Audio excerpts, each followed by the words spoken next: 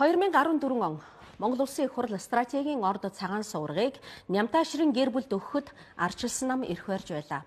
Энэ үйлдэлийг би ганцаараа эсэргүүцсэн юм. Ямар жижигхэн байсан ч гэсэн ганцаараа энийг идээд байхгүй мэдөө номтой яахтаа хамт идээд ч байхгүй. Тэгэхээр Монголын ардхан бүгдээ хувааж хүртэх ёстой байхгүй юу? Тэгэхэд ардчилсан намынхан намайг дэмжээгүй. Харин Элбэг доржийн сонгуулийн үрийг төлж энэ ордыг Номтой баярын гэр бүлд бэлгэлхийг бүгдээрээ санал нэгтээ зөвшөөрсөн юм. Алдагдсан 10 жил, хайран 10 жил. Харин өнөөдөр ерөнхий сайд оюун эрдэнэ баялагын сангийн тухай хууль гаргаж, эхний ээлжинд стратегийн ордуудын 34%-ийг төрийн мэдэлд төмний өмчөд буцааж авчирлаа. 2015 он Дубайн гэрээг эгч байгуулагдаж 4.2 тэрбум долларын нэмэлт өрөнд Монголыг барьж өгөх үед үүнийг нь эсэргүүцэж сайхан бэлгийн засгийн газрыг огцруулахаар миний бие өргөн барьж байлаа. Тэгэхэд Монгол ардын нам санал хураалтанд оролцоогүй юм. Харин ардчилсан нам та нар минь эх орноо зарсан тэр урвагчийг, намаа муухай харагдуулж байгаа авилагчийг намайг дэмжиж огцруулчихгүй даанч явдаа. Тэгсэн бол Монгол улс нэмж өрөнд орохгүй. Оюу толгоогоос авах монголчуудын ашиг тэгтлээ алсрахгүй байсан юм. Хайрын чиг алдагдсан 8 жил. Харин оюун эрдэнэ Дубайн гэрээг цуцалж монголчуудын эзэмшлийн 34% оногдох 2.3 тэрбум долларын өрийг хүчингүй болголоо. Оюу толгоон ашиг биднэрүү дөхөж ирлээ. Монгол ардын нам ингэнэ гэж би төсөөлөөгүй. Гэвч хийчихлээ. Тэгээд би энийг эсэргүүцэх ёстой гэж юу?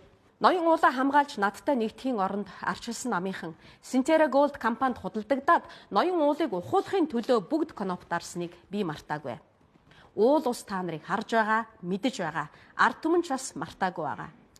Та нар өөрсдөө алдсан 8 жил. Харин Монгол ардын намын засгийн газар ноён уулыг тусгай хамгаалттай бүс нутгийг дархан цаазд газар болгочихсон билээ. Сая доллараар мартдаг баяр цогтыг Элбэг доржийн гар хөл зол жаргалыг огцруулах санаачлаг гаргаж байхад ардчилсан нам яагаад надтай хамт байсангүй вэ? Хэрв өнөөдөр эх орондоо ирэх нүүргүй болсон сайхан бэлгийг надтай хамтраад огцруулчихсан бол ардчилсан намын нэр хүнд өнөөдрийнхөөс арай өөр байх байсан юм. Хэрв намайг дэмжиж Элбэг доржийг огцруулах асуудлыг хилэлцүүлчихсэн бол ардчилсан нам өөрийгөө аврах байлаа. Хэрв намайг дэмжсэн бол Эрдэнэтийн 49%-ийг энэ хоёр дээрэмдэж чадахгүй байсан юм. Харин мань энэ хулгайг буцаасан. Би яагаад үнийг эсэргүүцэх ёстой гэж? Би Монгол ардын намд хайртай дуртай хүн биш ээ. Гэхдээ үннийг үннээр нь хэлэхээс айдаггүй, хулчийдаггүй, ичдэггүй л хүн. Ардчилсан намыг муухай харагдуулж байгаа хүн бүхэнтэй ганцаараа туйлдтлаа үзэлцсэн. Даанч та нар минь хань улаагүй. Харин өнөөдөр эх орноо зарчхаад эх орондоо ирэх нүүргүй болсон хүмүүсийн үгээр намайг дэвшүүлэхгүй байж чадаж байна.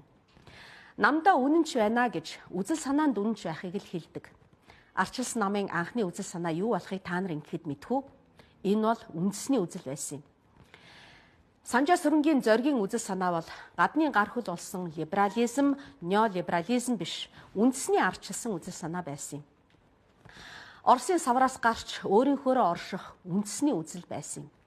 Харин та нар ардчлалын анхны үзэл санаанаас урвж либерализм, неолиберализм руу ардчилсан намыг чирч аваачлаа. Одоо Монгол улсыг тийш нь чирч байна.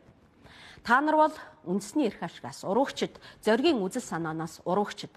Та нарт адлуулсан ч өнөөдөр энэ үннийг би хэлэх ёстой. Та нар зоригийн үзэл санааг гуйлаа зогсохгүй, үйл хэргийг нь сануулж байдаг хөшөөг нь хүртэл зайлуулж улмаар ард түмний оюун санаанаас түүний үзэл санааг түүнийг арчхыг санаархлаа. Үзэл санаа гэдэг бол ардчлаа аврыг гэж зогсоо зайгүй чалчхыг биш, ардчилсан үзэл, ардчилсан зарчмаар үйлдэхийг хэлнэ. Үглэж биш, үйлдэж үзүүлдэг юм аа. Эх орныхоо төлөө, ард түмнийхөө төлөө үйлдэхийг саналаа эх орноо гадныханд худалдчихад тэднийхээ ивэл дор гадаадад оргондгүй байхыг хэлдэг юм аа. Ингэхэд ардчлалыг, ардчилсан намыг яг хэн алаад байгаа юм бэ? Хэн муухай харагдуулаад байгаа юм болоо? Муу мухай хүмүүсийг ардчилсан намаас холдуулах гэсэн би юу? Эсвэл 2005 онд Монгол ардын хувьсгалт намтай хуйлдаж ардчилсан намын дарга нь Монгол ардын хувьсгалт намын бүлгийн дэд даргаар ажиллах хүртлээр ардчилсан намыг дорд оруулсан гончиг дорж юу? Эсвэл үүнийг эсэргүүцэн шүүмжилсэн би юу? 2008 оны сонгуулийн дараа 5 хүний амь насаар наймаалцсан үндсэн хууль зөрчин байж хамтарсан засаг байгуулж нийлж хуйлдсан. Түүгээрээ оюу толгойн шудраг бас гэрээг байгуулагдсан Элбэг дорж алтан хуйгуу эсвэл үүний эсрэг бүх хүчээрээ тэмцсэн би юу? 2012-оос 16 онд хөгжлийн банкыг, боловсролын зээлийн санг, жижиг дунд үйлдвэрлэлийг дэмжих санг, хөдөө аж ахуйг дэмжих санг, тариалан эрхлэлтийг дэмжих санг, ерөөсөө хулгайлж болох бүхнийг ардын намын хулгайчтай нийлж тонн дээрэмдэж хувааж идсэн одоогийн ардчилсан намын дарга болон бусад удирдлагууд нь уу эсвэл энэ бүхнийг тэнхээ мэдэн эсэргүүцэн тэмцэж байсан би юу? Гадныхны гар хүл олж Дубайн гэрээ гихчийг байгуулж улсаа 4.2 тэрбум долларын өрөнд хийчгээд бас төсвийн 3/1-ийг шахамд ангаараа бүрдүүлдэг Эрдэнэт үйлдвэрийг ард түмнээсээ дээрэмдсэн элбэг дорж сайхан бэлгүү эсвэл энэ хоёрыг эсэргүүцэж огцруулах гэсэн би юу? Овоолох хаягдл нэрээр Эрдэнэтийг булангаас нь хулгайлан улсаасаа баян болж байгаа элбэг дорж цагаан хоёр уу эсвэл үүнийг эсэргүүцсэн би юу? Гэмгүй иргэдийг шудраг бусынхаа хонглоор чирч эрүүд нь шүүж яллан амьдралыг нь алж тоглодог ярагчин хурцуу эсвэл түүнийг эсэргүүцдэг би юу?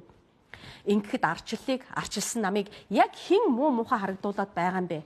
Би энэ бүхэнтэй тэмцсэн учраас элбэг доржийн буулганд байдаг арчилсан намын дарга гам төмөр намайг дэвшүүлсэнгүй. Би сонгуульд зарах 3 тэрбумгүй учраас намайг дэвшүүлсэнгүй. Гэхдээ би хулгайч биш ээ. Гэвч үннийг хэлэхээс хизээч хулчиж байсангүй. Үннийг хэлэхээс хизээч битгий аа. Үнэн гарцаагүй ялна, гагцхүү түнд жаахан цаг хугацаа л хэрэгтэй. Хинээс жичгүй, хинээс жаахгүй, цаг хугацааг хүлээлгүй шударгал байх хэрэгтэй.